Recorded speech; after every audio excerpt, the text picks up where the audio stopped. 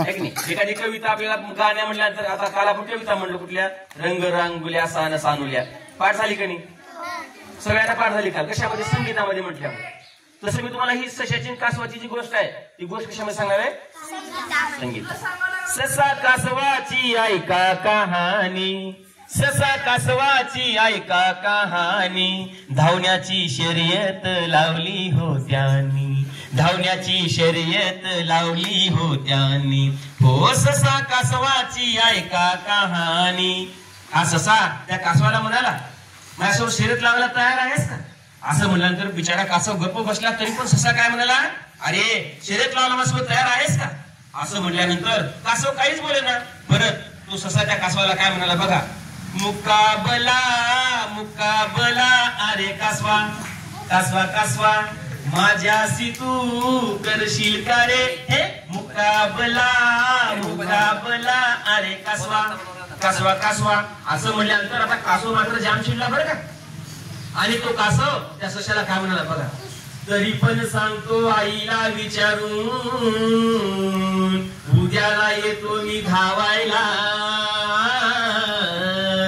मिळता आशीर्वाद आईचा माझ्या, जिंकून गावीन रे तुझला, रे रे रे रे माझ्या सशा तू रे, माझ्या मित्रा तू रे, हे हे हे हे हे हे हे. असं कोण म्हणाला?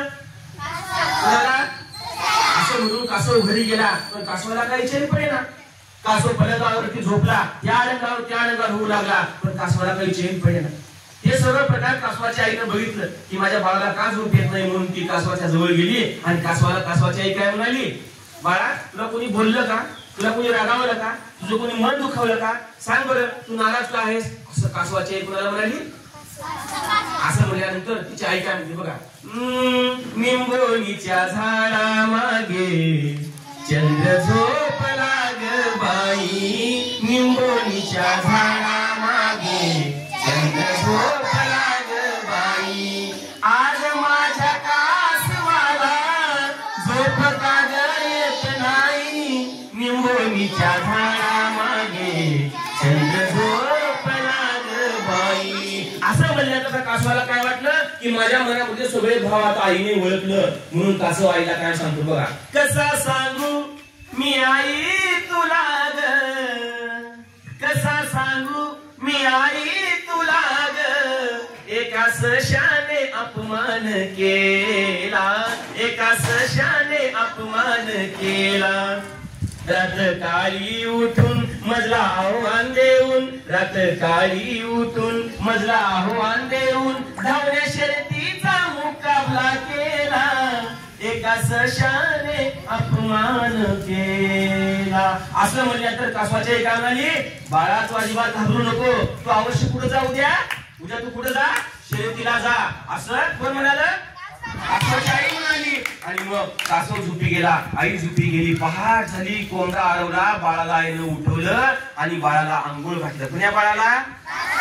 आता बाळ कुठे निघाला?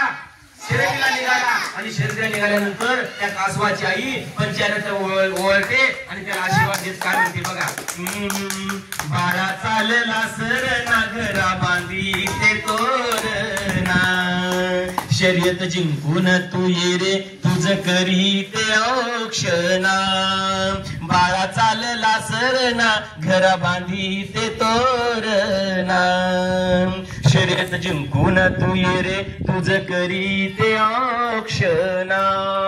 असं म्हटल्यानंतर आता बाळ कुठे निघाला? इकडं मात्र ससा त्याची वाट बघत थांबला होता.